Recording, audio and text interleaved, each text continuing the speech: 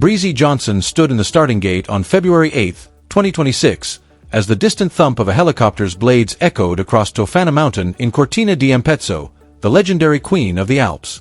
The mountain, usually alive with noise and celebration, was draped in an almost sacred, terrifying silence. Only moments earlier, tens of thousands of fans had been screaming Lindsey Vohn's name, their cheers rolling up the slopes like thunder. Now those same spectators stood frozen, eyes lifted to the sky, watching a yellow rescue helicopter carefully winch the greatest skier in history off the course. The roar of the crowd had been replaced by stunned disbelief, and the entire mountain seemed to hold its breath. For the athletes still waiting at the top, the scene represented the ultimate psychological nightmare. They were poised on two narrow strips of carbon fiber, mentally preparing to hurl themselves down a sheet of blue ice at nearly 85 miles per hour, while the brutal reality of the sport's danger hovered directly overhead. Inside the start house, the air was usually thick with the familiar smells of ski wax, cold metal, and adrenaline-fueled focus. That morning, however, something darker lingered, an unspoken sense of loss, fragility, and fear. It was the kind of moment that shattered concentration, spiked heart rates, and made even the most seasoned racers question whether to push on. Most competitors would have unraveled under that weight. Their confidence would have cracked, their razor-sharp edge dulled by doubt. But as Breezy Johnson fixed her gaze down the Tofana Chausse, the steepest, most violent starting pitch in women's alpine skiing, fear never took hold. Instead, she felt a heavy sense of responsibility settle over her. She was wearing bib 15. She had just watched her mentor and idol fall. She understood that Team USA was staring down the possibility of a devastating day. And in that charged, silent moment, Breezy Johnson made a decision that defined her resolve. The tragedy that had unfolded that morning would not be the final chapter written on that mountain. When the starter gave the signal, Breezy Johnson didn't simply push out of the gate, she exploded, launching herself forward with a violence that mirrored the storm inside her. She was no longer racing just a clock or a field of competitors. She was racing to reclaim the soul of a morning that had been shattered by trauma.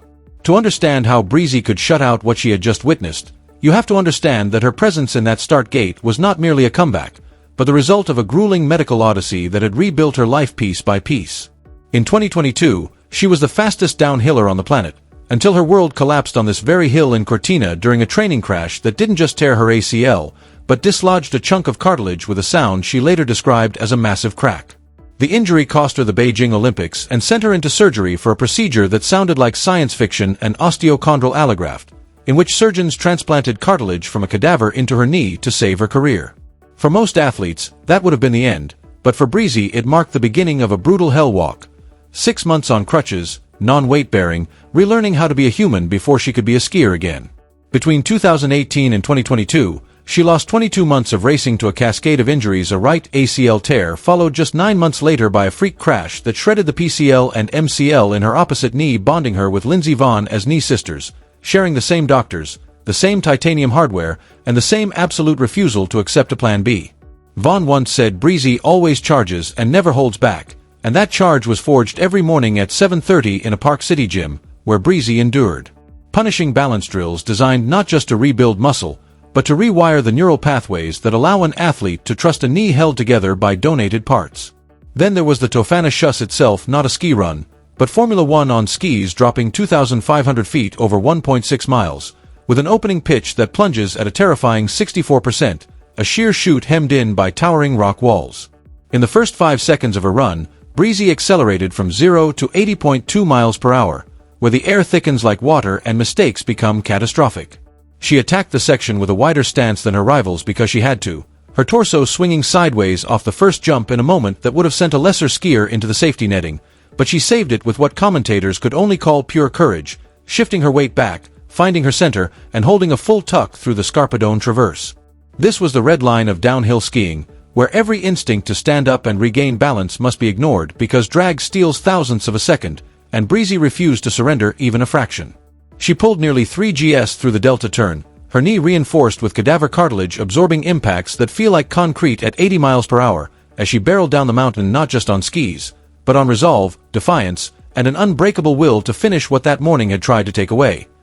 When Breezy Johnson crossed the finish line, the clock froze at 1 minute 36.10, a margin of victory so slim, just 0.04 of a second, that it amounted to little more than the length of a single ski tip. It was a technical masterclass in controlled falling, a run so clean and aggressive that she was nearly a full second faster than the first 5 racers combined. As the 6th skier down, she was forced into the most excruciating wait in alpine racing, sitting in the leader's chair while 30 more women launched themselves down the mountain in hopes of stealing her dream. During that long vigil, the world glimpsed a different side of the Queen of Speed. Beneath her helmet, she wore a red, white, and blue headband she had finished knitting just the night before. Knitting was Breezy's secret weapon, her personal form of meditation in a sport built on high-octane violence, a way to cultivate the quiet, steady hands required for focus when your life depends on chaos held in check. She carried yarn to every World Cup stop, clicking her needles in hotel lobbies and team vans to drown out the noise of doubts, setbacks, and the injuries that had stalked her career. Within the U.S. Speed team, there is a tradition called Roses and Thorns, where teammates gather around a dinner table to share the best and worst moments of their day, and on her 30th birthday just weeks before the games, Breezy shared her deepest thorn, the 14-month whereabouts suspension in 2024 that nearly broke her spirit, alongside her Rose, the unshakable sisterhood the team had become. That bond was what carried her through the agonizing 20-minute delay after Lindsey Vohn's crash. While coaches from other nations frantically checked weather reports, the U.S. team checked on each other. Breezy was no longer skiing solely for a medal, she was skiing for a family that showed up, even when the news was bad. Her reaction at the finish line said everything. Instead of the primal scream that usually follows Olympic gold, Breezy Johnson stood in the leader's box and quietly wept into her mittens. She had become only the 2nd American woman in history to win Olympic downhill gold, joining Lindsey Vohn's iconic 2010 legacy, yet the victory was tinged with sorrow. Breezy said her heart was with Lindsey, and Vohn's coach later revealed that Lindsey had been cheering for her from the helicopter. It was, in every sense, the official passing of the torch after 16 years of American speed skiing being a one-woman show. 2026 marked the dawn of a new era. Breezy Johnson's victory proved that the program was a true factory of resilience.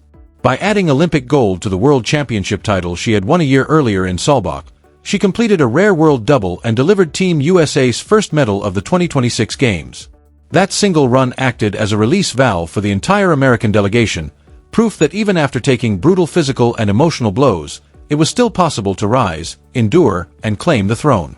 At the medal ceremony, Breezy jumped so hard on the podium that the clasp on her medal snapped, forcing her to tuck the gold into her pocket to keep it safe, a perfect metaphor for an athlete who had carried her career through its darkest days by sheer force of will. The impact of her win rippled through the remainder of the 2026 schedule.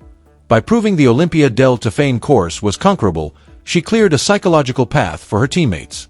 Jackie Wiles followed with a 4th-place finish that would have been a headline on any other day, but more importantly helped set the tone for the team combined event, where Breezy and Michaela Schifrin, the defending world champions, entered as the most feared duo in Milan. Johnson's downhill speed paired with Schifrin's slalom precision.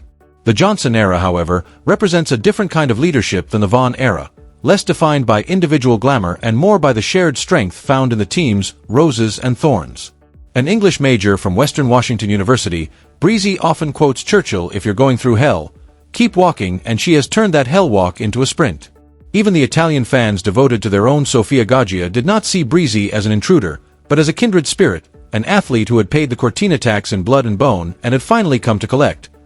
Breezy Johnson's triumph isn't just about the gold medal draped around her neck, it represents a profound shift in the very soul of the sport.